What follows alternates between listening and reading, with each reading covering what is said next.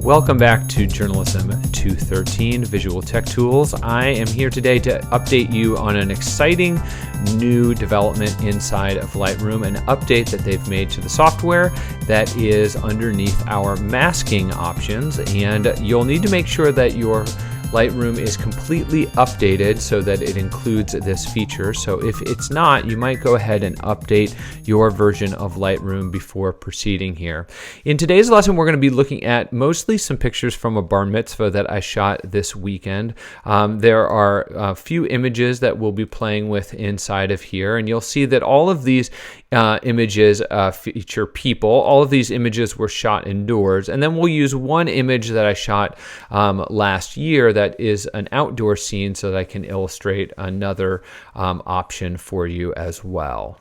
The feature that we're working with today is under the masking options on the right-hand side. It is called Select Subject. When we click on Select Subject, what Lightroom will do is it will try to select what it believes is the subject of the photo. It will preview that over on the right-hand side here with an outline of what is selected in white and what's not selected in a black color. We can expand that menu or collapse it using this button right here. And when we mouse over our image, we can also see what it has selected. It has done a really great job here of going right along the edges of the profile of this person and has outlined them very, very strictly. This outline would have taken me maybe 5 or 10 minutes to get in a good place where I would have felt really comfortable with it, especially through Lightroom.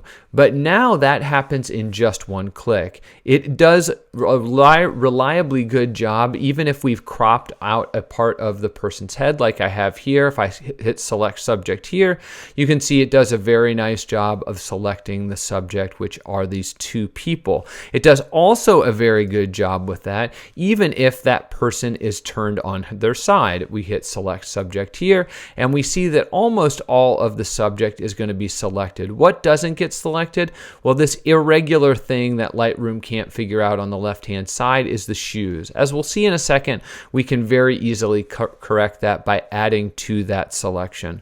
The next image we'll look at is in front of a stained glass window. Again, Select Subject does a pretty good job here. For some reason, it gets a little bit confused about this wreath in the background here, so it's trying to add to that wreath. We can go ahead and correct that once we get into some of our options as well. The other thing that we can do inside of Lightroom now is we can do something called Select Sky. It's in the same place. It's over here underneath your masking options. And if you go ahead and click on it, it has Select Sky here. I actually had a selection made on this photo, but it wasn't very good. Clicking on Select Sky, you can see that it does a very strict job of selecting the sky and the sky alone. Now, why would we use these features here? What would be the reason for using one of these features? Well, for instance, with this photo right here, I really like the way that the sky looks, but I think that the way I remember this beach scene is that the sky was much more rich behind him. We had a really interesting background going on there. Would I darken it down this much? Well, clearly not, right? That looks incredibly fake and doesn't represent the scene. But maybe I might go ahead and bring it down just a little bit. Maybe I would go ahead and warm up this scene as well. Maybe the background could look a little bit warmer. And then I can go ahead and maybe crank up the saturation depending on how I want this photo to look. But you can see that this background is going to be much changed by being able to select it that quickly. That's certainly the case with a photo like this one right here. I think that this foreground here has really, really good color balance to it. I think that the white of his shirt looks about as white as the scene was. But in the background here, it seems overly warm to me. It seems like things have gotten a little bit warm. So I can go ahead and make sure that I'm still selecting him, which I am here. I've got him selected.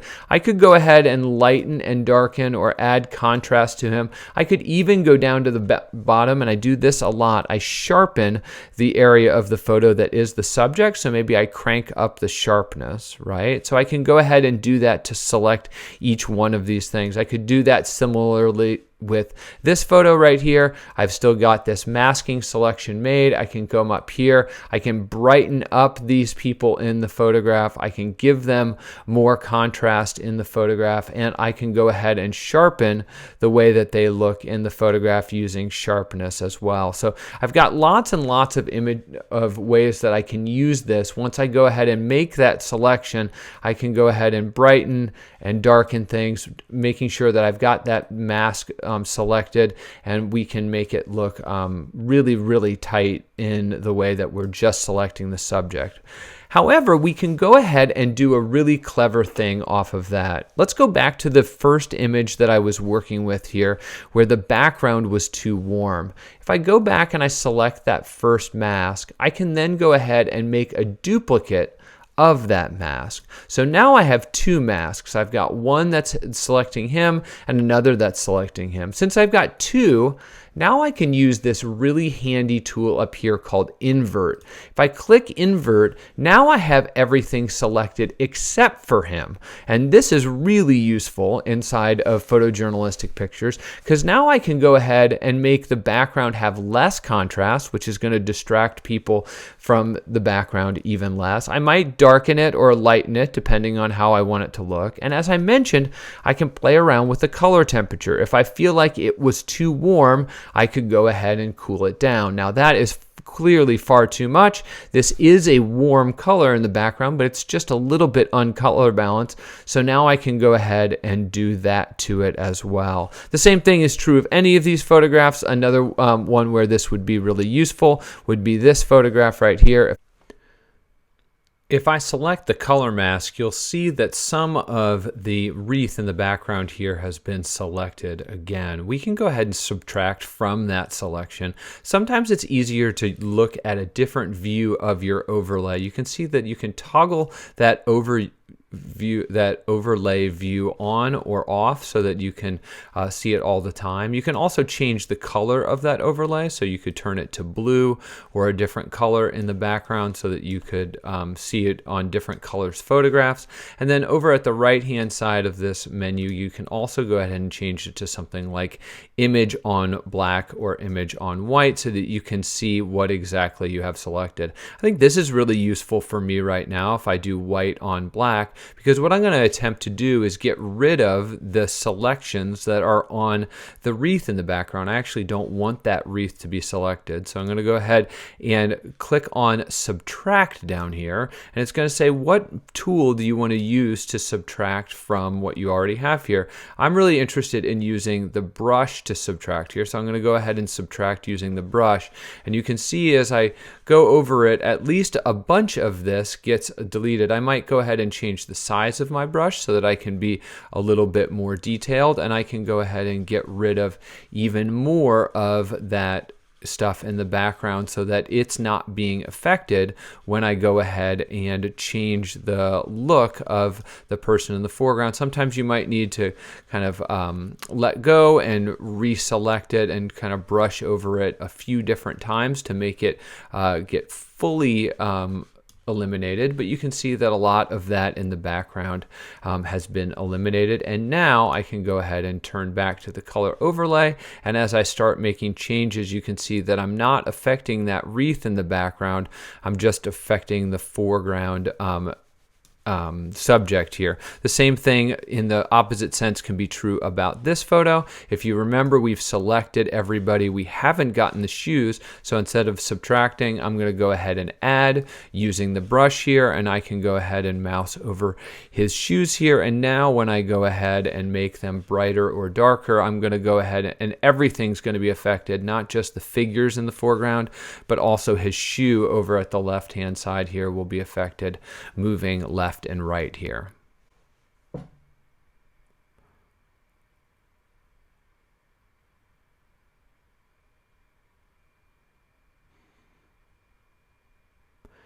How would I handle the Torah photograph? Well, if the same thing was true, if I've already made a selection with this photograph, if I've already selected the subject, you can see that it's going to go ahead and detect it. It's not including the Torah in the middle here, so I'm going to go ahead and add to that. I'm going to use my brush this time, and this time you can see that I can paint right over the top of that, and I can select all of the elements of the Torah, and now I've got a very, very clean look. Some of you might be very detailed about this and might want to zoom in to go ahead and take a closer look to make sure that you're getting it as fine-tuned as you can. But as you can see here, Lightroom is doing an extraordinary job down to like the individual hair level of selecting these things, so that when we want to go ahead and make changes, we are not changing elements of the background. We're just dealing with stuff in the foreground.